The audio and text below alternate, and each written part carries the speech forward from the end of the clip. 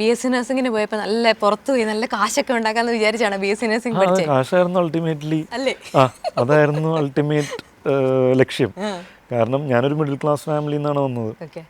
അപ്പം ഞാൻ ആദ്യം +2 കഴിഞ്ഞിട്ട് എനിക്ക് എന്ത് ചെയ്യണമെന്ന് അറിയില്ല. അതായത് ഒരു ഫോക്കസ് ഇല്ല. ഇപ്പോഴത്തെ പിള്ളേരുടെ പോലെ അല്ലല്ലോ. അന്ന് ഒരു മിഡിൽ ക്ലാസ് ഫാമിലിയിൽ നിന്ന് വരുമ്പോൾ ഏറ്റവും പെട്ടെന്ന് ജോലി കിട്ടിയിട്ട് ഏറ്റവും പെട്ടെന്ന് സമ്പാദിക്കാൻ പറ്റുന്ന ജോബാണ് എല്ലാവരും പറയുന്നതും ചുറ്റുപാടെന്ന് കേൾക്കുന്നതും ഇതൊക്കെ ആയിരിക്കും. അന്ന് എനിക്ക് എൻജിനീയറിങ്ങിന് പോകണമെന്ന് ആഗ്രഹം ഉണ്ടായിരുന്നു.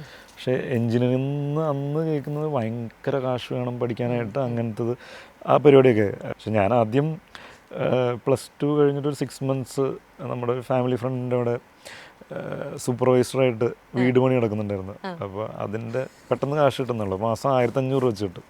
ഫാമിലി ഫ്രണ്ട് തന്നെയാണ്. ഞാൻ അവിടെ പോയി വീട് നനയ്ക്കുക, പണി നടക്കുന്നുണ്ടോ എന്നുള്ളത് നോക്കുക, എല്ലാവരും മേൽനോട്ടം, അതാണ് പരിപാടി.